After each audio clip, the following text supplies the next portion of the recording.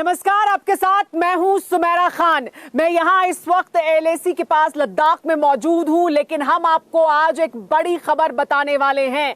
यहां से जो चीन के साथ भारत किस तरह से फायरिंग रेंज में आया, वो बड़ी खबर तो हम आपको बताएंगे ही, लेकिन जो बड़ी खबर है वो देश के खिलाफ हो रही है, एक बड़ी साजिश से जुड़ी हुई है। और शुरुआत उसी से करेंगे क्योंकि ये बड़ी साजिश थी और देश के खिलाफ साजिश की जा रही थी। तो TV9 भारतवर्ष पर एलएसी से बेहद खास बुलेटिन, जिसमें मैं आपको बताऊंगी किस तरह से देश के खिलाफ बड़ी आतंकी साजिश हो रही थी और इस आतंकी साजिश का भंडाफोड़ हुआ है, गिरफ्तारियां हुई हैं, छापेमारी की जा रही है। 11 जगहों पर एनआईए छापेमारी कर रही है और ये जानकारी मिल रही है कि 9 आतंकियों को गिरफ्तार किया गया है।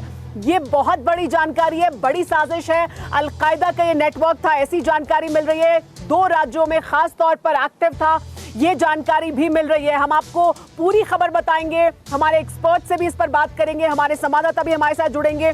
इस पूरी छापेमारी की, जो एनआईए की छापेमारी हुई है, उसकी एक्सक्लूसिव जानकारी आपको TV9 भारतवर्ष पर जानने को मिलेगी। लेकिन एलएसी पर भारत और चीन के बीच किस तरह के हालात हैं, कैसे फायरिंग रेंज में आ गए हैं भारत और चीन, ड्रैगन के जो मंसूबे हैं, ड्रैगन का जो इरादा है, क्या वो बहुत ज्यादा खतरनाक है और खतरनाक होने की तरफ आगे बढ़ रहा है, ये सब भी मैं आपको बताऊंगी। कहां पर फायरिंग रेंज में है भारत और चीन, लेकिन कैसे चीन, मौसम की मार अभी से चीन पर पड़नी शुरू हो गई है और चीन के जो सैनिक हैं, जो अभी ठंड शुरू हुई है उससे ही वो उसका भी सामना नहीं कर पा रहे हैं, ये सब हम आपको बताएंगे। लेकिन हमारे साथ खास मेहमान जुड़े हुए हैं जिनके साथ हम बात करेंगे इस छापेमारी को लेकर और साथ ही भारत चीन संबंधों को लेकर, भारत चीन के जो हालात है उसको लेकर भी। खासतौर पर मेरे साथ मेरे सहयोगी मनीष झा जुड़ गए हैं जो हमें जानकारी देंगे इस छापेमारी से जुड़ी हुई। लेकिन हमारे साथ बाकी मेहमान भी मौजूद हैं। हमारे साथ कर्नल TP त्यागी मौजूद है, डिफेंस एक्सपर्ट हैं। ब्रिगेडियर विनोद दत्ता हमारे साथ मौजूद है, डिफेंस एक्सपर्ट। विष्णु प्रकाश, पूर्व डिप्लोमैट, और professor Amitabh Singh, foreign expert, ये सब हमारे साथ रहेंगे। लेकिन मनीष झा हमारे साथ हैं। इन सब के पास मैं जाऊं, मनीष से और जानकारी लूं, उससे पहले बड़ी खबर आपको पहले एक बार फिर विस्तार से बता देते हैं।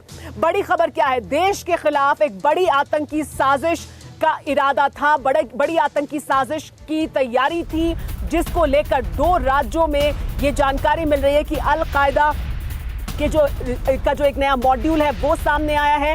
9 लोगों की गिरफ्तारी की गई है, ये जानकारी भी मिल रही है। तो इस वक्त की बड़ी खबर ये कि देश के खिलाफ बहुत बड़ी साजिश नाकाम हो गई है। साजिश जरूर थी लेकिन ये साजिश नाकाम हुई है। अलकायदा मॉड्यूल से जुड़े 9 आतंकी गिरफ्तार किए गए हैं और 2 राज्यों में बड़े अलकायदा नेटवर्क का पर्दाफाश हुआ है।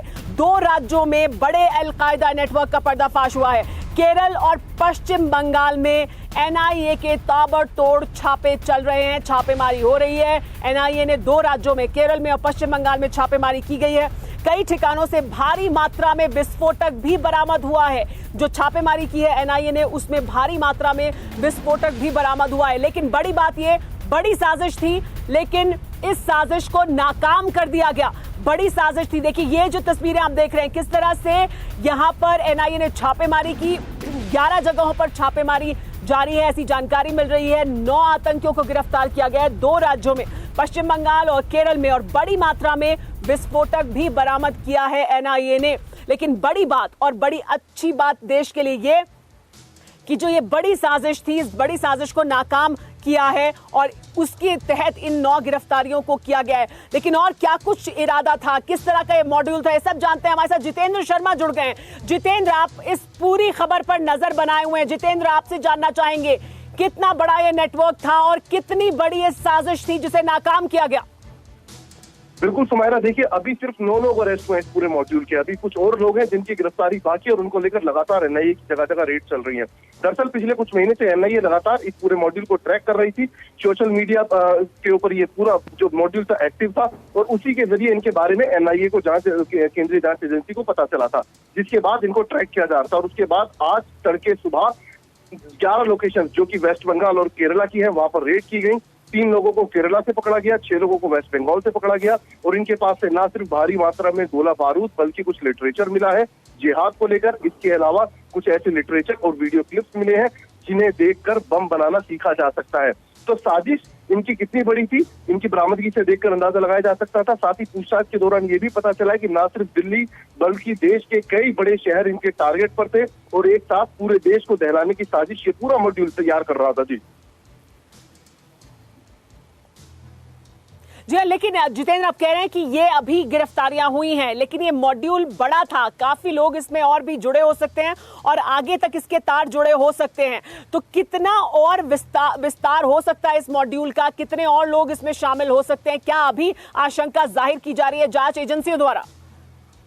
जी बिल्कुल, देखिए जांच एजेंसियों का कहना है कि अभी कुछ भी बोलना भी शुरुआती तफ्तीश में मुश्किल होगा, लेकिन उनका ये जरूर कहना है कि अभी कुछ और गिरफ्तारियां होनी है और उनको लेकर लगातार रेड चल रही हैं। ये जो 9 लोग गिरफ्तार किए इनको कोर्ट में पेश किया जाएगा, इनसे पूछताछ की जाएगी और उन सभी के बारे में उनकी लोकेशन ट्रेस करने की कोशिश की जाएगी। पाकिस्तान में किससे संपर्क में थे, क्योंकि पूछताछ के दौरान ये भी पता चला है कि जो पाकिस्तान बेस्ड अलकायदा नेटवर्क है उसके संपर्क में थे, उसको देखकर ये पूरे इंस्पायर्ड थे और उसी को देखकर पूरी साजिश को तैयार कर रहे थे।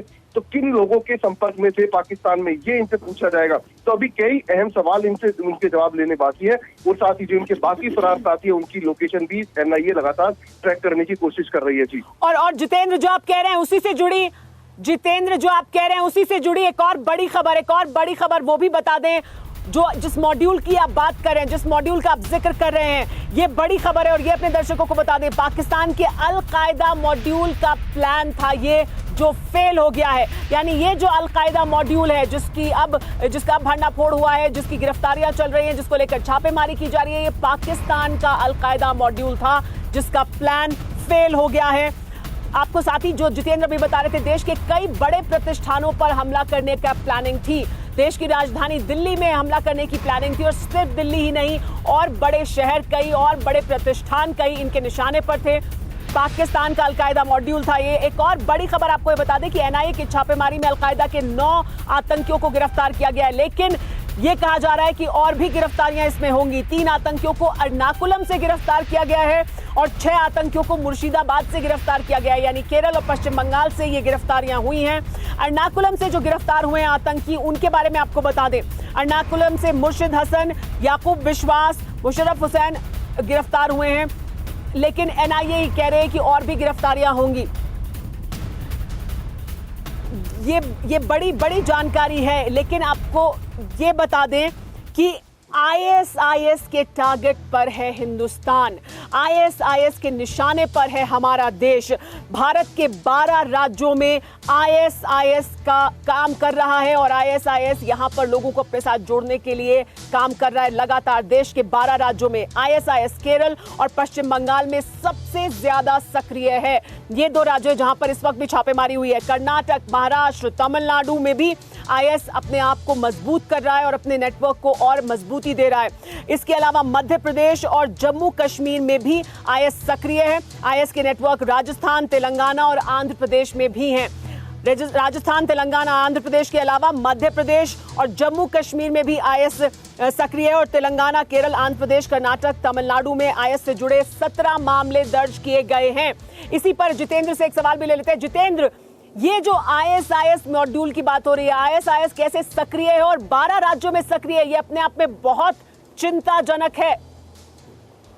जी बिल्कुल, देखिए जो ISIS है उसने अब नाम बदल लिया है अपना। अगर हम बात करें पाकिस्तान बेस्ड ISIS की, तो ISKP के नाम से वो इस वक्त हिंदुस्तान के अंदर पूरी तरीके से सक्रिय और इस बात के कई सबूत लगातार मिलते भी रहे हैं। हालांकि कुछ दिन पहले दिल्ली पुलिस की स्पेशल सेल ने भी ISKP के एक आतंकी को अरेस्ट किया था दिल्ली के करोल बाग इलाके से, जो कि एक बड़ी साजिश को अंजाम देने की कोशिश कर रहा था। कुकर ब्लास्ट से जुड़े कई विस्फोटक उससे बरामद हुए थे। तो इसी से अंदाजा लगाया जा सकता है कि पाकिस्तान लगातार कोशिश कर रहा है, चाहे ISKP के जरिए हो, चाहे अलकायदा के जरिए हो, कि भारत को टारगेट किया जा सके, भारत में किसी बड़ी आतंकी साजिश को अंजाम दिया जा सके। जी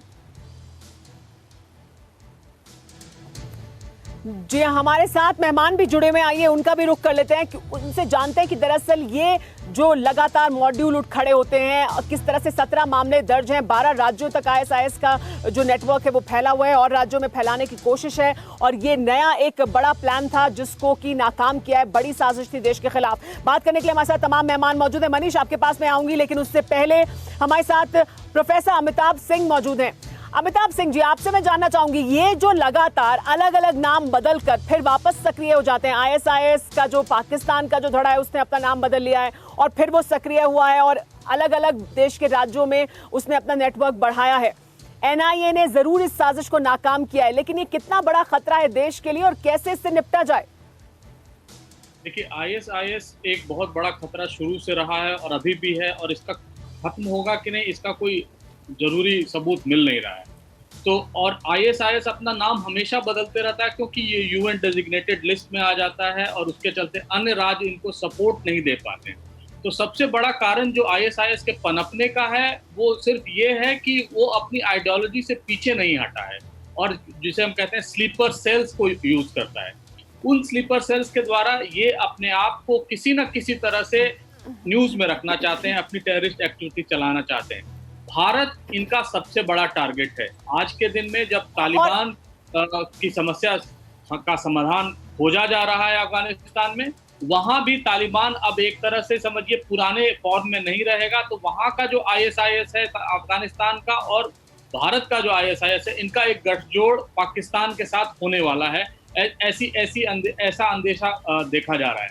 तो कहने का मतलब है कि पूरी तरह से भारत इनके निशाने पर है और भारत ही नहीं जी, भारत ही नहीं, पूरा जो इस रीजन के देश हैं, लेकिन जी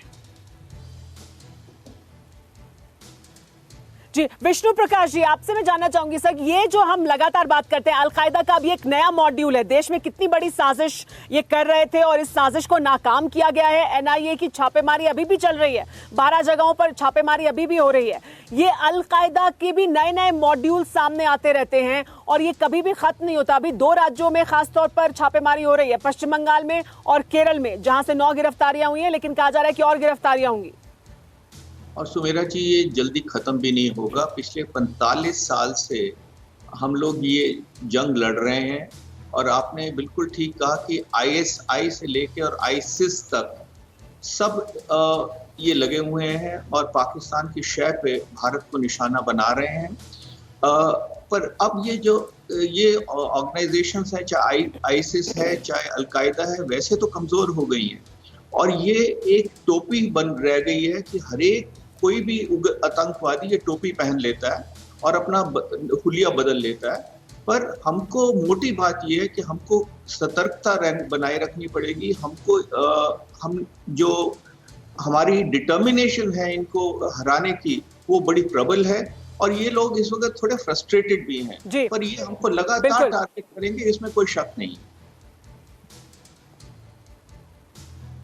मनीष हमारे साथ लगातार बने हुए। मनीष, ये जो बात हो रही है लगातार कि कोई भी जो नया एक गुट उठ खड़ा होता है वो ये टोपी पहन लेता है, चाहे वो आईएसआईएस की हो या अलकायदा की हो। दरअसल तो ये सब टोपियां पाकिस्तान ही पहना रहा है ना भारत में तमाम तरह की साजिशों को अंजाम देने के लिए। देखिए सुमेरा, इसमें तो खैर कोई दो राय नहीं कि ये सब कुछ पाकिस्तान से ही कंट्रोल हो रहा है, ना सिर्फ आइडियोलॉजी के लेवल पर बल्कि हर तरह के रिसोर्सेज भी पाकिस्तान से ही मुहैया हो रहे हैं। हाँ, हैरानी इस बात को लेकर जरूर है कि चाहे अलकायदा हो या आईएसआईएस हो, ये दुनिया के उन इलाकों में जहां इनके गढ़ थे वहां तो ये मटियामेट हो रहे हैं, लेकिन उसी का एक नया चैप्टर, नया मॉड्यूल भारत के कुछ ऐसे राज्यों में अब पनप रहे हैं, जबकि जब ये संगठन अपने चरम पर थे तब भारत में इनका नामो निशान नहीं था। ऐसी स्थिति में अगर आप पिछले 2 दशक का भारत में जो टेरर ऑर्गेनाइजेशन है उसका ट्रेंड देखें तो मुझे लगता है कि बहुत हद तक जो भारत में एक्टिव स्लीपर सेल थे वही कभी आईएसआईएस केपी का नाम ले लेते हैं, कभी वो अलकायदा पाकिस्तान का के संगठन के तौर पर उभर कर सामने आते हैं।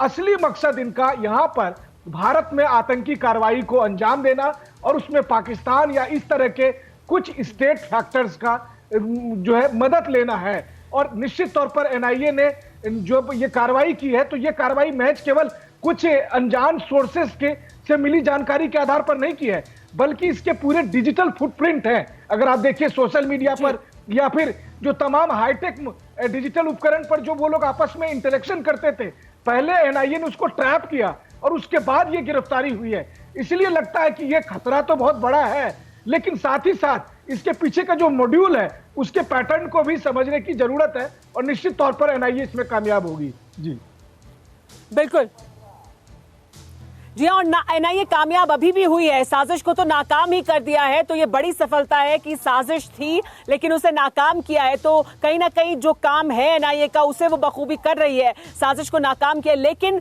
वो कौन सी जगहें हैं जहां ये पनप रहे हैं आतंकवादी, और क्यों ये उन जगहों पर ही खास तौर पर पनप पाते हैं, ये अपने आप में बड़ा सवाल जरूर है। अभी पश्चिम बंगाल और केरल में छापेमारी चल रही है, लेकिन साथ ही हमारे साथ दत्ता जी भी मौजूद हैं। दत्ता जी, आपसे जानना चाहूंगी मैं कि कैसे ये पाकिस्तान की तरफ से पोषित होते हैं, वहां से इनको पूरा प्रोटेक्शन मिलता है, मदद वहां से मिलती है, लेकिन यहाँ देश में भी कुछ जगहें हैं जहां पर ज्यादा तेजी से आगे बढ़ते हैं। सुमेरा जी, आपने ठीक कहा। देखिए,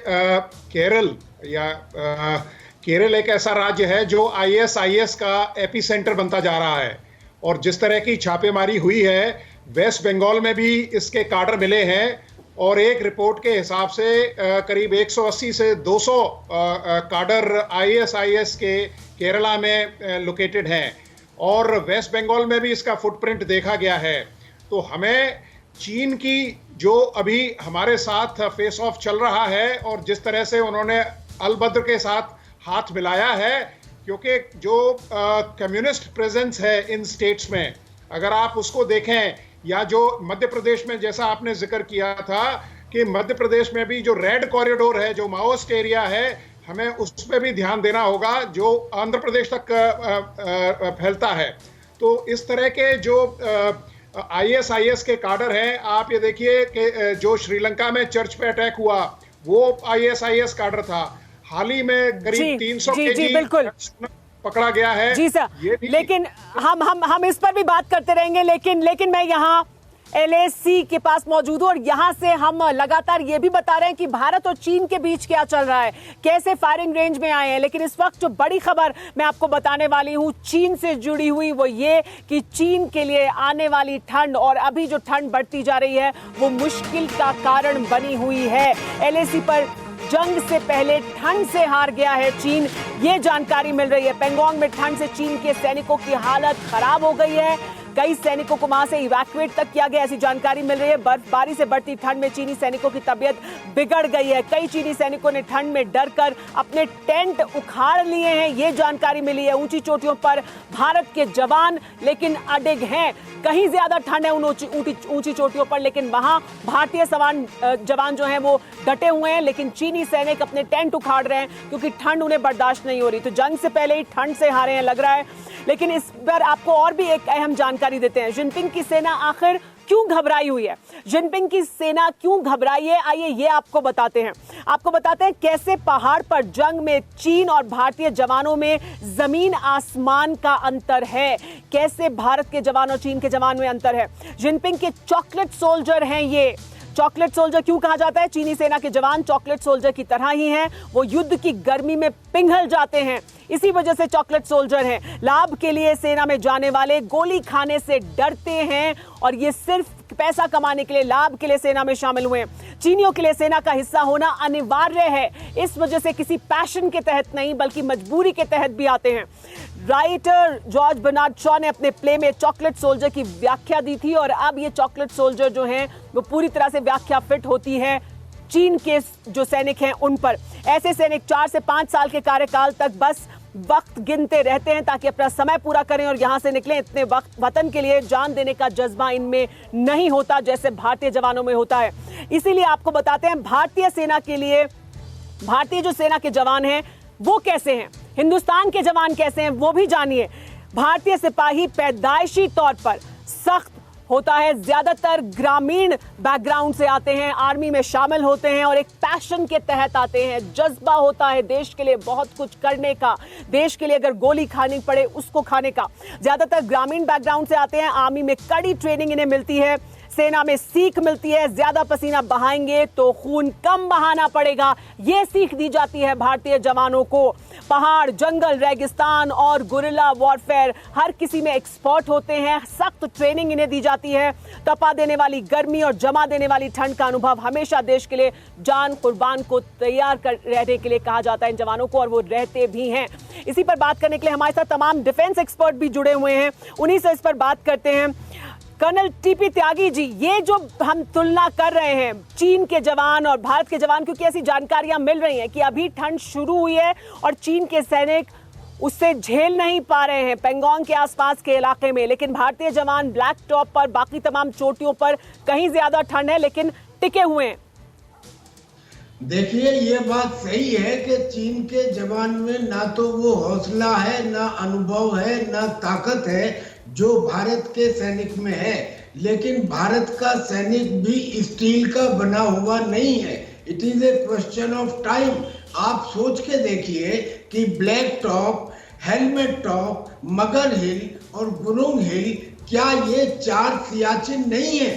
ये भी तो 4 सियाचिन है। 18 हजार फीट की ऊंचाई पर सियाचिन में एक सिपाही को मेंटेन करने के लिए हमें कितना खर्चा करना पड़ता है, और इन 4 सियाचिन और ऐड करने के बाद हम ये भी ख्याल में रखें कि चाइना की जो पॉकेट्स हैं वो डीप है। अगर वो एक जगह कमजोर है तो फाइनेंस में वो हमसे बेटर है। अब जब ये साबित हो गया है कि हिंदुस्तान एडवांटेजियस पोजीशन में है, हम ताकतवर हैं, तो अब हमें प्रोएक्टिव एक्शन लेना चाहिए कि पीस एस्टेब्लिश करने के लिए हम अपनी तरफ से प्रस्ताव भेजें। हम अपनी तरफ से कोर कमांडर्स की मीटिंग भेजने का प्रस्ताव भेजें और उसके लिए डिमांड करें। ये टाइम है। जब तक हम एडवांटेजियस नहीं थे तब तक अगर हम ये कहते तो हमारी कमजोरी होती, मगर आज ये शालीनता हो गई। ठीक है, आज ये शालीनता।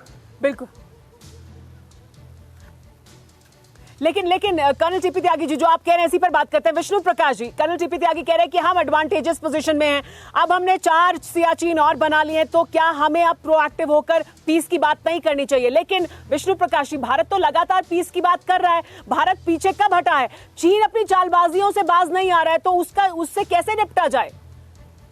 2 चीजें सुमेरा जी। पहले तो जो आपने सर्दी की बात की उसका इतिहास है।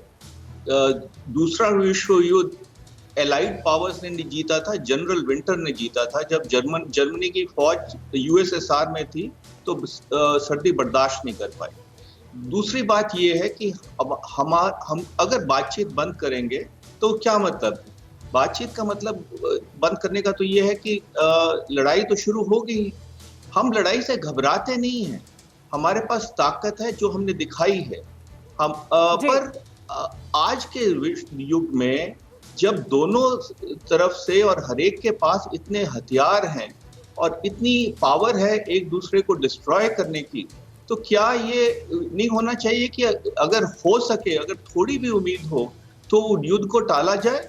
तो मैं समझता हूं कि हमारी कूटनीति, राजनीति का एक बहुत बड़ा ये एक कॉम्प्लीमेंट है या विजडम है कि आप तैयारी रखें, आप अपने ओपोनेंट पे निगाह रखें और बातचीत का दौर लेकिन विष्णु प्रकाश जी, जो मैं जानना चाहती थी आपसे वो ये कि क्या भारत को आगे बढ़कर, चीन से ज्यादा आगे बढ़कर अब ये कहना चाहिए कि नहीं, हमें बात करनी चाहिए, भारत को आगे और ज्यादा हाथ बढ़ाना चाहिए क्योंकि भारत एडवांटेजेस पोजीशन में है, इस वजह से क्या भारत को ये करना चाहिए? और जो भारत अभी तक कर रहा है आपको लगता है वो काफी नहीं है क्या आपका इस पर पक्ष है? मुझे लगता है कि जो हम कर रहे हैं बिल्कुल ठीक कर रहे हैं। हर एक स्तर पे बातचीत हो रही है, कोर कमांडर्स की भी शायद बात होगी और हमारे रक्षा मंत्री और विदेश मंत्रियों के स्तर पे भी हो रही है। तो हम जो कर रहे हैं बिल्कुल ठीक कर रहे हैं, सोच विचार के कदम उठा रहे हैं और यही तरीका है मेरे हिसाब से। जी हाँ, और हम लगातार क्योंकि बात करें कि किस तरह के हालात हैं और जिसकी बात भी की कर्नल टीपी त्यागी ने कि किस तरह के दुर्गम हालात हैं जहां पर इस समय भारतीय जवान तैनात है, तो आपको ये बता दें कि भारतीय जवानों के लिए किस तरह के इंतजाम किए गए हैं, किस तरह के प्रबंध किए गए, क्योंकि ठंड होनी शुरू हो गई है, ज्यादा ठंड होनी शुरू हो गई है और आगे आने वाले समय में और बहुत ज्यादा ठंड होगी। तो एलएसी पर चीन के खिलाफ पूरी तैयार है भारतीय सेना, तैयारी पूरी की गई है। फॉरवर्ड पोस्ट के सैनिकों के लिए खास इंतजाम किए गए हैं क्योंकि वो बहुत ज्यादा दुर्गम हालात में, मौसम जिस तरह का होगा अब आने वाले समय में, उसमें वो वहां तैनात रहेंगे। सर्दियों के लिए खास तरह के साजो सामान सैनिकों के लिए भेजे गए हैं। सैनिकों को माउंटेनियरिंग इक्विपमेंट भी दिया गया है क्योंकि उन्हें पहाड़ की चढ़ाई पर जाना पड़ेगा, उतरना पड़ेगा, ये सब करना पड़ेगा। 12,000 फीट की ऊंचाई पर रहने के लिए खास कपड़े दिए गए हैं क्योंकि बहुत ऊंचाई पर वो रहेंगे। आप तसव्वुर कीजिए ये कि कहां पर रहना है इन जवानों को। अब आपको ये भी बताते हैं कि किस तरह से जो भारतीय जवान हैं उनके जो इंतजाम है उसके बाद किस तरह की प्रतिक्रिया मिल रही है। भारत ने लगातार पूरी तैयारी कर ली है। भारत ने लगातार ये बता दिया है कि किस तरह से जो भारत के जवान हैं उनके लिए इंतजाम हम पूरे कर चुके हैं। लेकिन इस बीच एक और बड़ी खबर आ रही है। LAC से जो ताजा हालात है उसको लेकर एक बड़ी खबर आ रही है। 4 इलाकों में चीनी सैनिक राइफल रेंज में हैं। जी हां, बहुत कम दूरी है, राइफल रेंज में हैं 4 इलाकों में चीनी सैनिक। पेंगोंग लेक पर 4 पॉइंट्स हैं जहां पर सामना है भारतीय जवानों का और चीनी सैनिकों का, आमने सामने है। पूर्वी लद्दाख में तनाव लगातार बरकरार है और कुछ इलाकों में आमने सामने एक जैसी डिप्लॉयमेंट है, भारतीय सेना की भी और चीनी सेना की भी, यानी बिल्कुल आमने सामने हैं, राइफल रेंज में हैं भारत के जवान और चीन के जवान। और ये बहुत मुश्किल हालात हैं। जिस तरह का तनाव है वैसे में इतने करीब रहने में किस तरह के जो दुर्गम हालात में और इस तरह के तनाव के बीच इतनी पास दोनों तरफ का डिप्लॉयमेंट है। 4 इलाकों में चीनी सैनिक कुछ ही मीटर की दूरी पर हैं। आपको यह भी बता दें, ये जानकारी भी हमें मिल रही है, कुछ मीटर की दूरी पर हैं 4 ऐसे इलाके हैं। साउथ पेंगोंग के 3 इलाकों में चीनी शूटिंग रेंज में हैं। 4 इलाके ऐसे हैं जहां चीनी शूटिंग रेंज में भारतीय जवानों की। पेंगोंग के उत्तरी इलाके में एक पॉइंट पर राइफल रेंज में है सैनिक और उत्तरी इलाके में फायरिंग वाली जगह पर आमने सामने तैनाती भी है। शूटिंग रेंज में खड़ी है सेना के और उसके पास घातक हथियार भी हैं। ये बहुत खतरनाक हालात हैं, बहुत तनावपूर्ण हालात हैं। हम आपको जो बता रहे हैं कि कहां पर ये जो फायरिंग रेंज है किस तरह से आमने सामने हैं, कौन से वो पॉइंट्स है, आइए वो बताते हैं ग्राफिक्स के जरिए। वो कौन सी जगहें हैं जहां पर बिल्कुल आमने सामने हैं भारत और चीन के जवान और राइफल रेंज में है या फायरिंग रेंज में है। साउथ पेंगोंग में भारत चीन का आमना सामना 3 इलाकों में है। 3 इलाकों में एकदम आमने सामने है। स्पैंगोर गैप में, मुखपारी में और रेजांगला में, ये 3 जगह हैं पेंगोंग में जहां पर बिल्कुल आमने सामने है भारत और चीन के जवान। और पेंगोंग का जो उत्तरी इलाका है वहां पर फिंगर 3 और 4 के बीच भारत और चीन के सैनिक आमने सामने हैं। तो ये वो जगहें हैं जहां पर आमने सामने हैं भारत और चीन के जवान। सैनिक हथियार हैं इनके पास, घातक हथियार हैं और बहुत कम दूरी पर एक दूसरे से हैं। जाहिर सी बात है, ऐसी जो जगह है, ऐसा जो तनावपूर्ण माहौल है, उसमें इस तरह का जो डिप्लॉयमेंट होता है वो बहुत खतरनाक होता है क्योंकि कहीं पर भी किसी एक व्यक्ति की वजह से भी हालात और कहीं पर वहां जो फॉरवर्ड पोस्ट पर जो कमांडर है उनकी वजह से भी हालात, चीन की तरफ से अगर कोई हरकत की जाती है तो यहां से क्या जवाब दिया जाता है। हालात कभी भी कोई भी बड़ी घटना हो सकती है। हमारे साथ तमाम मेहमान बने हुए हैं, उन्हीं से बात करते हैं। ब्रिगेडियर दत्ता, आपसे मैं जानना चाहूंगी, जो हम जानकारी दे रहे हैं कि इतने पास हैं, आमने सामने हैं, फायरिंग रेंज में हैं भारत और चीन के जवान, ये कितना गंभीर है ये मामला और किस तरह के ये हालात होते हैं?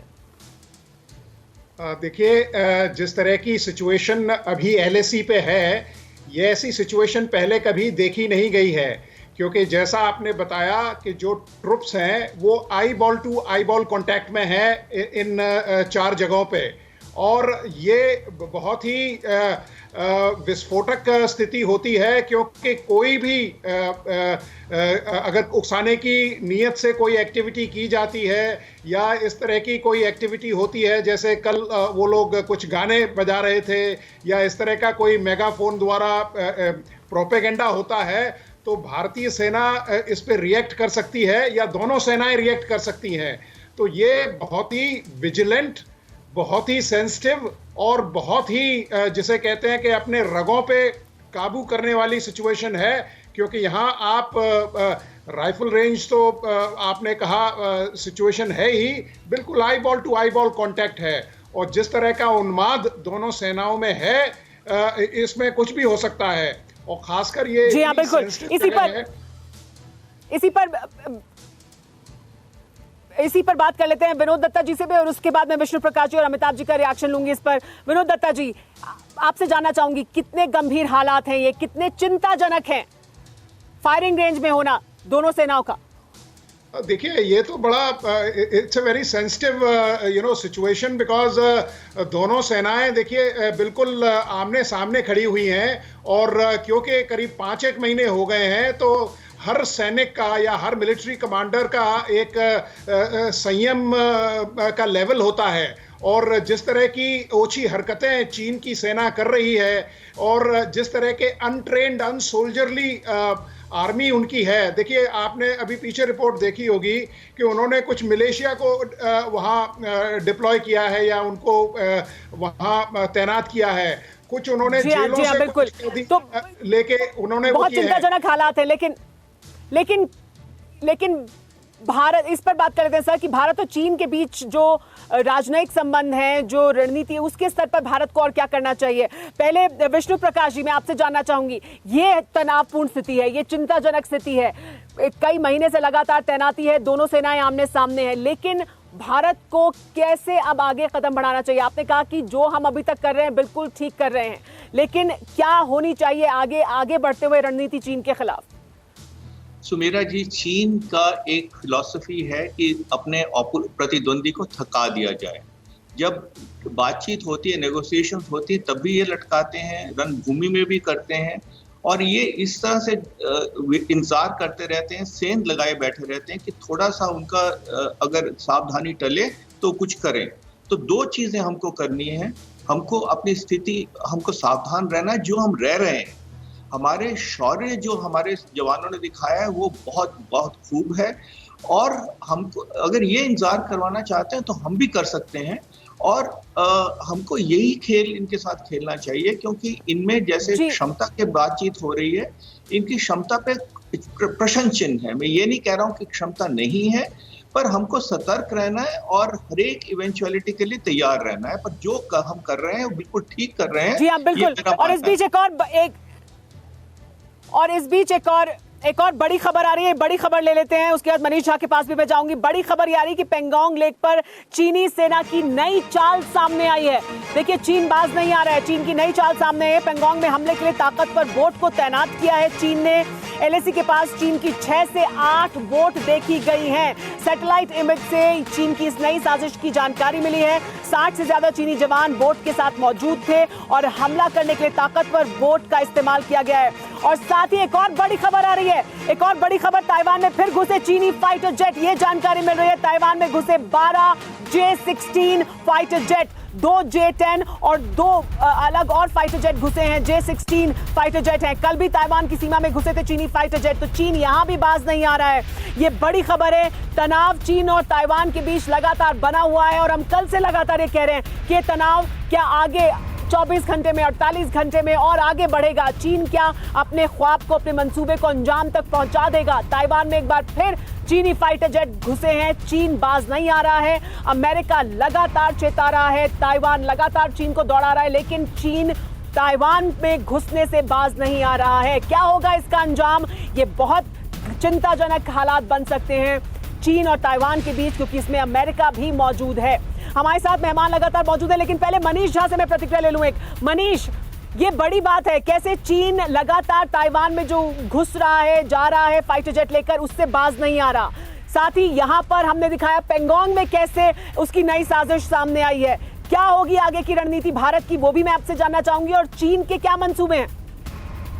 देखिए, फिलहाल चीन के साथ तो अगर आप कहें तो चौतरफा नहीं बल्कि 10 तरफ से मुसीबत आ गई है। भारत के लिए जो लोग ये कहते हैं कि भारत को 2 फ्रंट वॉर का सामना करना पड़ सकता है, वहीं चीन के लिए आज की तारीख में आधे दर्जन से अधिक फ्रंट खुल चुके हैं। और इन सब के बीच में आज जो पल पल की स्थिति बदल रही है वो है ताइवान में, क्योंकि ताइवान में आज अमेरिका के आर्थिक मामले के मंत्री हैं।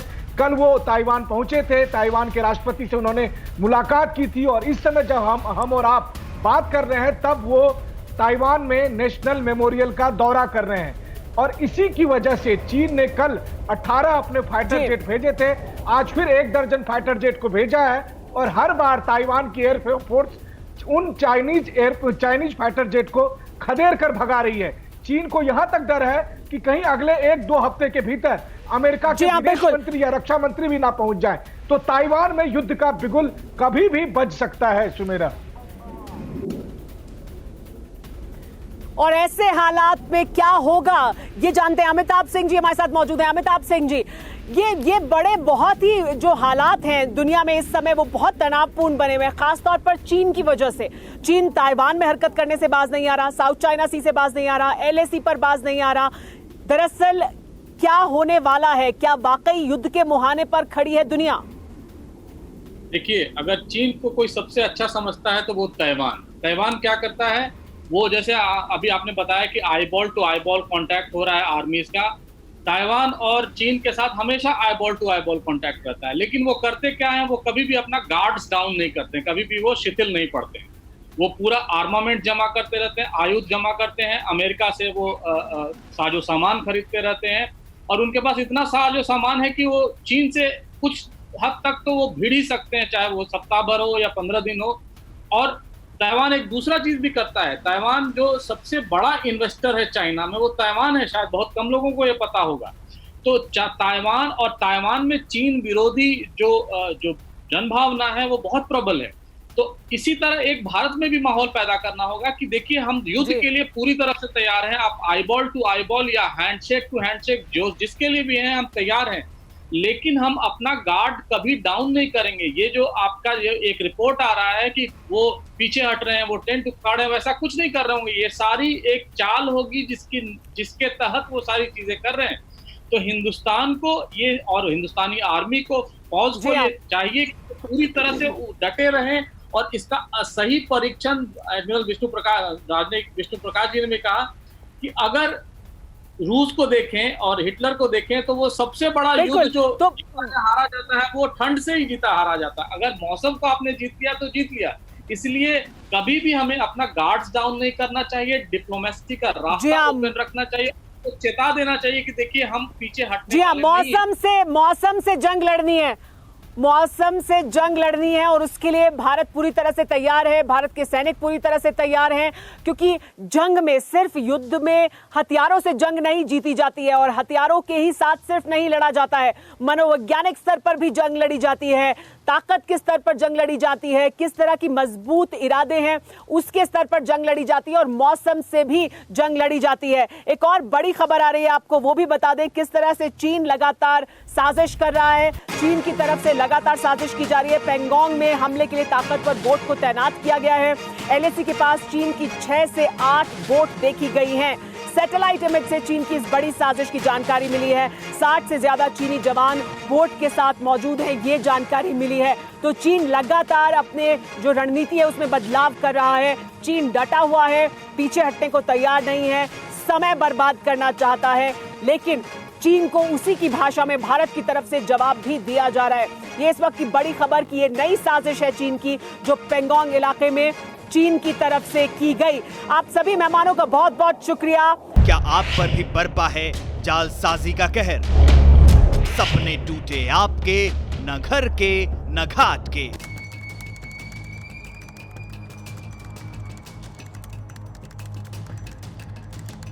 देखिए लूट घर हर रात 9:30 बजे। फिक्र आपकी,